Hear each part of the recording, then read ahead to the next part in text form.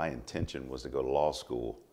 And I actually took a job coaching part-time. My roommate was, at the time, was coaching football at Straight Jesuit Prep School in Houston. And they had an opening for an assistant coach for basketball. I went up there, met with the coach. He hired me on the spot. And the rest is history. I just fell in love with the game and have been doing it ever since. Never made it to law school. So would you be a lawyer if you wasn't a coach? You know, my intention was to go back home to Maryland, D.C. area where I grew up and be a civil servant, work for the government. I love the game, and I like working with people, and it's great to work with young people. Right. And so I was originally teaching history after graduate school, but I wanted to stay involved in the game, so I started coaching high school and really dug it. And after 5 years of being the varsity high school basketball coach at Andrean in Indiana, I threw my hat in the ring to try to become a college coach.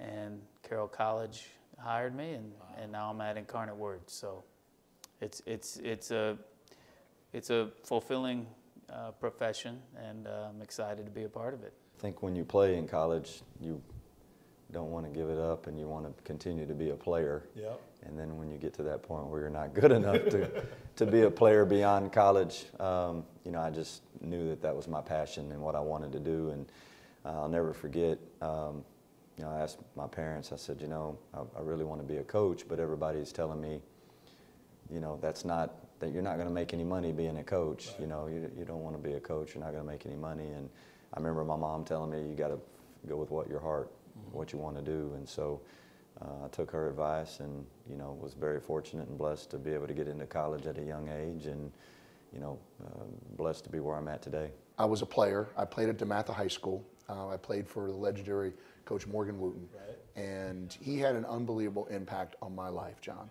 And the impact that he had on me, I wanted to have that same feeling. And honestly, that's why I did it. And he's been a huge influence, still is.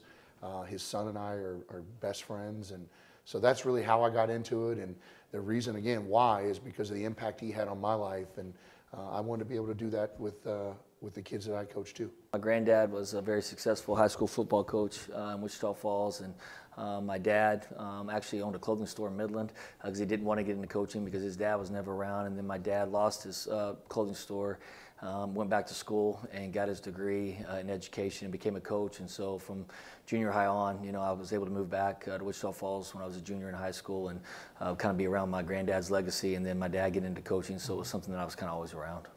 You know, I had two dreams growing up. One of them was to be a Major League Baseball player or a college basketball coach. And, you know, I got hurt in college and I walked off playing baseball, hurt my shoulder, had major shoulder surgery, and I walked into the basketball office at Oklahoma State, and the head coach at that time was Leonard Hamilton, and a young assistant coach, but who, I don't know if anybody knows, a guy by the name of Bill Self, who's only in the Basketball Hall of Fame, two great coaches. And I walked in there saying, anybody want free labor? And I don't know many people that turn down free labor. Not at all, not in this business. Yeah, so I was able to learn from two great coaches. Great. And Tim Carter was on that staff as well, and who's been a head coach in this league, who's been in the NCAA tournament at Texas San Antonio, and so I've been really blessed. My dad was a coach, and I'd played at Louisiana Tech and had the opportunity to continue to try to play. It didn't really work out, and I always felt like that I wanted to be a great high school coach. My dad had won a state championship at Bossier High School in Bossier City, Louisiana, and you know, so I thought, you know, you could impact young people's lives, and so that's why I got into it, and I love the game. I love basketball. I've always loved basketball. My dad was a player. My grandfather was a player. Always knew I wanted to do something with the game. And then I guess I was probably a freshman or sophomore in college when I just decided it was my calling. You know, I love relationships. I love people. You know, and you combine that with love of basketball, coaching was sort of an easy choice for me, and just a natural, just sort of love. You know, my dad was a high school basketball coach for 45 years, and so I grew up in that environment. And, you know, I just knew from an early age that's what I wanted to do. I loved to play. And as you get older, you see that hourglass is going to run out. Yes, so I think that just naturally took me into coaching. And he just had such a profound impact on my life. I just saw how people looked up to him and how he, you know, conducted himself, and I thought that was a very honorable profession, and so he probably is the person that got me interested in being a coach. Well, it's what I've always wanted to do. I grew up in Southland, Indiana, so it's I think every little boy either dreams of playing basketball or coaching basketball there, and I, you know, always just had in mind that I would coach, and so I'm doing the only job I've only ever dreamed of doing, and very blessed to do that. And after playing a very average to mediocre career at Aurora University, I got into coaching and have been ripping and running ever since. I got into coaching when I left Virginia Tech as a player.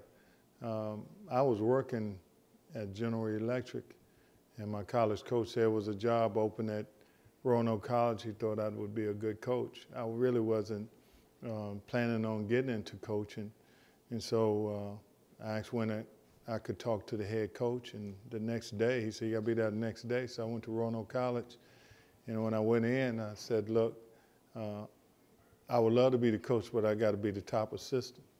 And he said, you got it. So I said, well, when do I need to be back? He said, in 2 days. So when I got back, I got there. He said, that's your office right there. I said, where's the other assistant coach? He said, you the other assistant coach, that's why you're the top assistant. So that's how I ended up being the top assistant.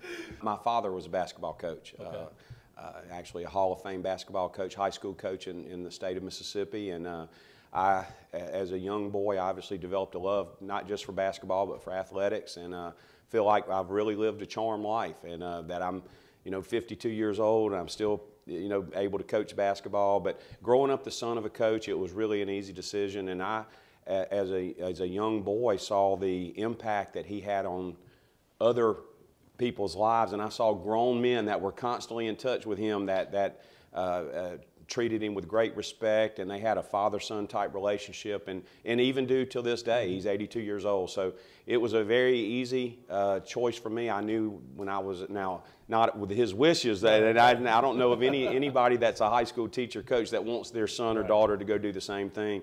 But I knew, and I've been very clear about that's what I wanted to do with my professional career, and I feel very blessed to be able to do that. I was the sports director at an ABC affiliate in Fayetteville, Arkansas while I was in college working towards my engineering degree. And what that did was it gave me an entree into getting to know coaches, and in particular Eddie Sutton. And I really spent time getting to talk to Coach Sutton and really learning about coaching from his point of view. And so that kind of piqued my interest to get into coaching. And then when Nolan Richardson became the Arkansas coach, he and I sat down and had conversations. And he said, look, come on and volunteer for a year, see if it really is what you want to do. And so I volunteered for a year.